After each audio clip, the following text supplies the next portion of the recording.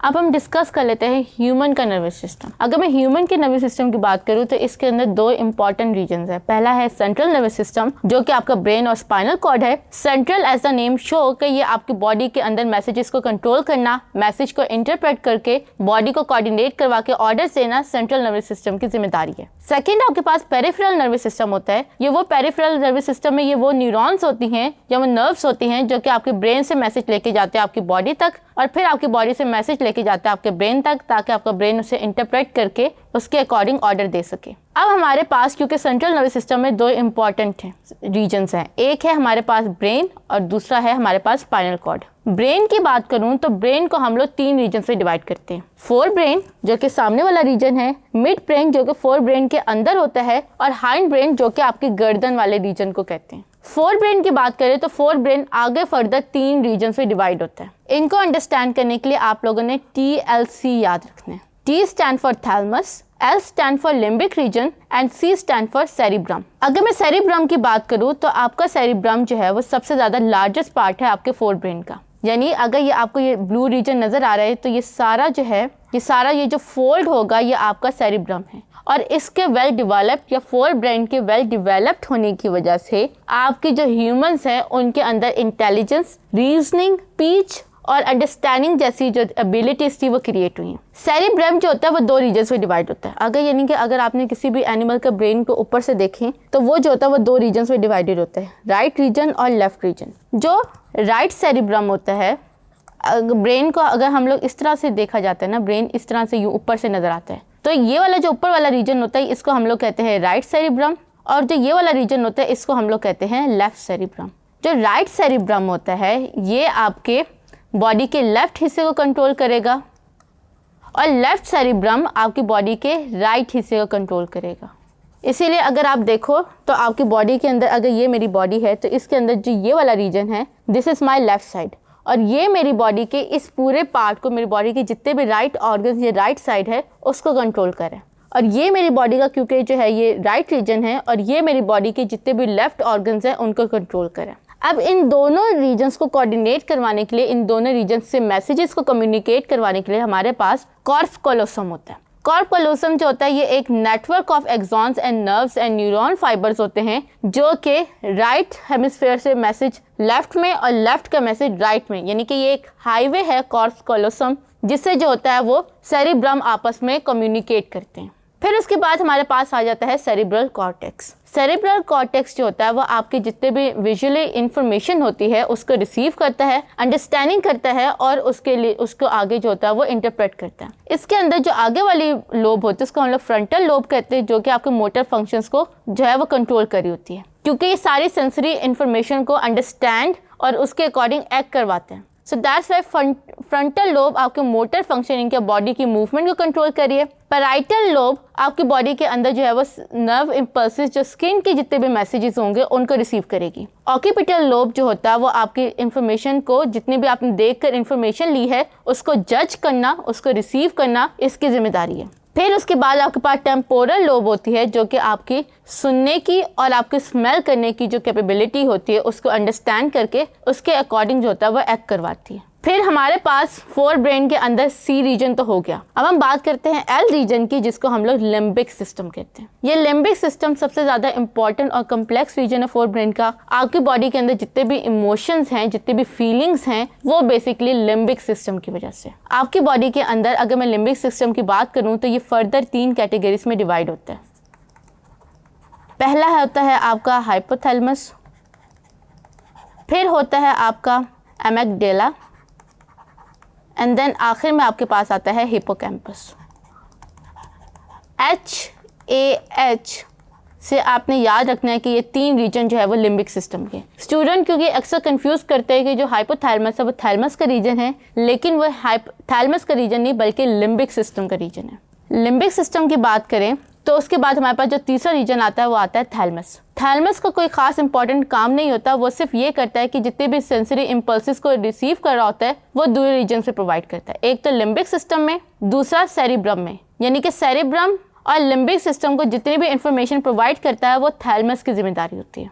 अब वापस अगर हम आए आपके जो है वो हाइपोथैलेमस पे, तो हाइपोथैलेमस क्योंकि लिम्बिक सिस्टम का रीजन है तो वो आपके जो है वो सबसे पहले काम करेगा homeostasis, hunger, sleep, thirst, body temperature, water balance, blood pressure, menstruation cycle and sleep wake cycle. उसके बाद आपके हाइपोथैलेमस के पास जो होता है वो पिट्यूटरी ग्लैंड भी होता है, जिसकी वजह से ये आपका जो है ये जितने भी एंडोक्राइन सिस्टम होते हैं उनको भी कंट्रोल कर रहा होता है। तो आपने क्या याद रखना है, आपने याद रखना है कि हाइपोथैलेमस क्योंकि बॉडी के सारे कीमो रिसेप्टर्स को कंट्रोल कर रहा है। कैसे कंट्रोल कर रहा है? क्योंकि ये आपके एंडोक्राइन सिस्टम या आपकी बॉडी के अंदर जितना भी केमिकल कंट्रोल होता है उसको मैनेज करने वाला भी जो है वो हाइपोथैलेमस है। फिर उसके बाद जो है हम लोग एमिगडाला की बात करते हैं। एमिगडाला जो है ये सबसे ज़्यादा इंपॉर्टेंट है। कहने को ये 2 एलिमेंट शेप स्ट्रक्चर होते हैं, लेकिन आपकी बॉडी के अंदर fear, rage, love, hate, anger, ये सारे इमोशंस एमिगडाला की वजह से होते हैं। तो आइंदा कभी भी आपको जो है वो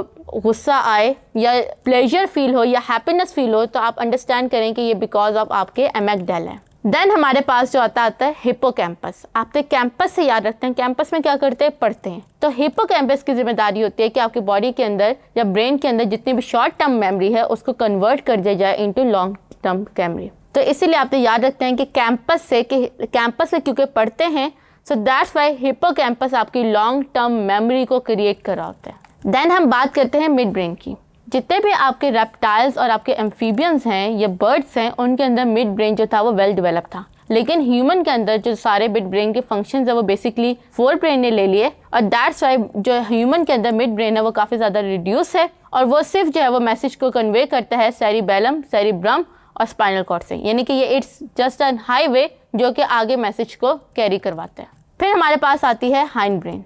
हाइंड ब्रेन बेसिकली आपकी बॉडी के अंदर जितने भी ऑटोमेटिक फंक्शंस हैं, ऑटोमेटिक फंक्शंस का मतलब क्या है? दिल की धड़कन, ब्लड प्रेशर, रिस्पिरेशन, जो कि आपके कंट्रोल से बाहर हो, उन सारे इन्फॉर्मेशन को जो होता है वो हाइंड ब्रेन कंट्रोल कर रहा होता है। और उसके साथ साथ हाइंड ब्रेन के अंदर क्योंकि एक इंपॉर्टेंट रीजन होता है जिसको हम लोग सेरिबेलम कहते हैं, तो ये आपकी बॉडी के अंदर इक्विलिब्रियम या बॉडी पोजीशन को भी जो होता है वो कंट्रोल करने में इंपॉर्टेंट रोल प्ले कर रहा होता है। इसके अंदर जो होता है वो पॉन्स और मेडुला ऑब्लंगेटा भी इंपॉर्टेंट पार्ट होता है। तो मेडुला ऑब्लंगेटा बेसिकली आपका जो है ये ब्रिज है between the brain and the spinal cord. That's why we use the word गैटा। गैटा गेट से याद रखें। फिर देन हमारे पास जो है वो पॉन्स आता है, जो कि अगेन ये पॉन्स भी जो होता है सेरिबेलम, मेडुला और सेरिब्रम के दरमियान ब्रिज का काम कर रहा होता है और फिर वो जो आता है आगे फर्दर मैसेज प्रोवाइड करते हैं। देन हम बात करते हैं अब स्पाइनल कॉर्ड की। स्पाइनल कॉर्ड आपके मेडुला से लेकर आपकी बॉडी के वर्टिब्रा, जिसे हम लास्ट वर्टिब्रा, लंबर वर्टिब्रा कहते हैं, उसके अंदर होता है और ये आप इसको प्रोटेक्ट करता है आपकी बॉडी का वर्टिब्रल कॉलम, यानी हमारी बॉडी के अंदर जितने भी वर्टिब्रेट्स हैं उनके अंदर ये कॉर्ड लाइक स्ट्रक्चर जो होता है ये प्रेजेंट होता है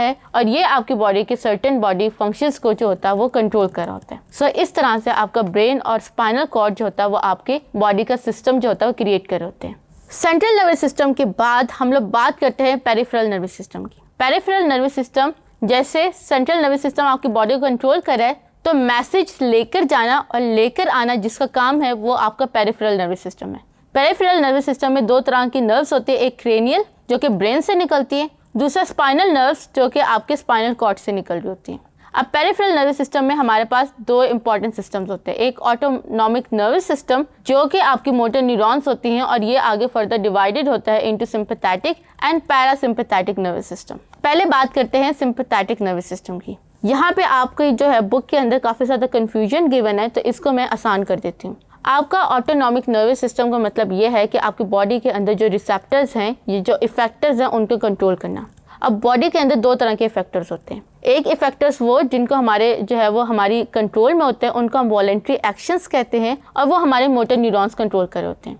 फिर हमारे पास आता है autonomic nervous system. Autonomic nervous system हमारी बॉडी के अंदर वाले ऑर्गन्स को जिनको हम खुद कंट्रोल नहीं करते, जैसे हार्ट बीट, डाइजेशन, उनको वो कंट्रोल कर रहा होता है। अब वो जो ऑटोनॉमिक नर्वस सिस्टम होता है वो 2 कंडीशन में काम करते हैं। जब आप रिलैक्स हो तब आपकी बॉडी और इंटरनल ऑर्गन्स कैसे काम करने, और जब आप परेशान हो या जब आप फाइट या फ्लाइट मोड में हो तो उस टाइम आपकी बॉडी ऑर्गन्स से कैसे काम करना है, तो वो जो होता है वो आपका basically autonomic nervous system define करता है। तो पहले बात करते हैं सिंपैथेटिक नर्वस सिस्टम की। ये वो सिस्टम होता है जो कि आपके फाइट और फ्लाइट को, ऑटोनॉमिक बॉडी के इंटरनल ऑर्गन्स को कंट्रोल कर रहा है और ये 2 कंडीशंस पे कंट्रोल करता है। एक होता है सिंपैथेटिक सिस्टम जो कि आपकी टेंशन की स्टेट में, जब आपने या तो भागना हो या आपने जो है वो फ्लाइट करनी हो, उस कंडीशन में जो है ये आपका ऑटोनॉमिक नर्वस सिस्टम जो होता है वो काम कर रहा होता है। अगर मैं स्पाइनल कॉर्ड की बात करूँ तो स्पाइनल कॉर्ड के दरमियान वाले रीजन को आपको जो है वो सिंपैथेटिक नर्वस सिस्टम क्रिएट करता है। अब इसके अंदर हमारे पास जो होता है वह एक नर्व आती है स्पाइनल कॉर्ड से, और फिर वो एक गैंग्लियन में कन्वर्ट होती है, और उसके बाद एक बड़ी नर्व आती है। बड़ी नर्व को हम लोग पोस्ट न्यूरॉन कहेंगे, दरमियान को गैंग्लियन कहेंगे, एंड देन इसको हम लोग कहेंगे प्री न्यूरॉन। तो मैं कह सकती हूँ कि ऑटोनॉमिक जो नर्वस सिस्टम होता है इसके अंदर 2 न्यूरॉन्स और एक गैंग्लियन जो होता है वो काम कर रहा होता है। अब जो मैसेज होता है वो आपके दरमियान से, यानी कि जो आपका मिडल पोर्शन है स्पाइनल कॉर्ड, उनके सारे जो नर्व्स होते हैं वो इसी तरह से अरेंज होती हैं और ये आपका सिंपैथेटिक नर्वस सिस्टम क्रिएट करते हैं। इसके अंदर जब आप टेंशन में होते हैं तो क्या क्या होगा? जब आप टेंशन में होंगे आपकी हार्ट बीट तेज़ हो जाएगी, डाइजेशन कम हो जाएगी, मुंह आपका सूख जाएगा, यानी कि सलाइवा की प्रोडक्शन कम होगी, आपका हार्ट ब्रीदिंग रेट बहुत ज़्यादा हो जाएगा, आपके प्यूपल जो होंगे वो डायलेट कर जाएंगे, यानी आपकी विजन इन्हेंस होगी, फिर आपकी जो लेग्स हैं उनके अंदर ब्लड सर्कुलेशन बहुत ज़्यादा हो जाएगी। तो ये जो 6 के 6 काम हैं ये आपका सिंपैथेटिक नर्वस सिस्टम परफॉर्म कर रहा होता है, और ये सारी नर्व्स जो वो निकालता है वो आपकी स्पाइनल कॉर्ड की मिडल रीजन से होती हैं। उसके बाद हम बात करते हैं पैरासिम्पैथेटिक नर्वस सिस्टम की। पैरासिम्पैथेटिक नर्वस सिस्टम उस टाइम होता है जब आप बहुत आराम से और रिलैक्स कंडीशन में होते हैं। इस कंडीशन के अंदर जो होता है ये आपके बेसिकली दिमाग से निकलने वाली नर्व्स और फिर आपकी जो है वो स्पाइनल कॉर्ड के बॉटम पे, यानी अगर ये मैं ब्रेन ड्रॉ करूँ और उसके साथ ये नर्व्स हैं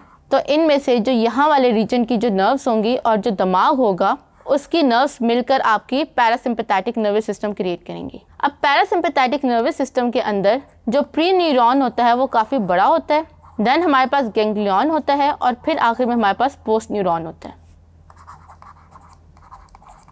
अब ये जो होता है इसके अंदर आपको क्या काम होगा पैरासिम्पैथेटिक नर्वस सिस्टम में? इसमें जो आपकी जो वेगस नर्व होती है ये आपकी एक सिंगल ब्रेन से नर्व निकलती है जो कि आकर 4 रीजन्स में या 4 ब्रांचेस में डिवाइड हो जाती है। अब यहाँ पे पैरासिम्पैथेटिक आपने याद रखना है कि आपकी डाइजेशन होगी, आप रिलैक्सिंग मोड में होंगे, आपका ब्रीदिंग रेट स्लो हो जाएगा, सलाइवा की प्रोडक्शन नॉर्मली होगी, हार्ट बीट नॉर्मल होगी, आपकी प्यूपल जो है वो डायलेट नहीं करेंगे, यानी ये उस कंडीशन में होगा, ये काम करेगा आपकी इंटरनल ऑर्गन्स को जो है वो कंट्रोल करेगा, जिसमें आप लोग बहुत आराम या रिलैक्स स्टेशन में होंगे। तो अगर मैं आपसे पूछूं कि जब आप टेंशन में तो कौन सा सिस्टम काम करेगा, तो वो होगा सिंपैथेटिक नर्वस सिस्टम, और जब आप रिलैक्स या आराम कर रहे होंगे तो उस टाइम कौन सा सिस्टम काम करेगा, वो होगा पैरासिम्पैथेटिक नर्वस सिस्टम। तो इस तरह से ऑटोनॉमिक नर्वस सिस्टम जो होता है वो आपके इंटरनल ऑर्गन्स को 2 कंडीशंस के अंदर जो होता है वो कंट्रोल कर रहा होता है। Thank you.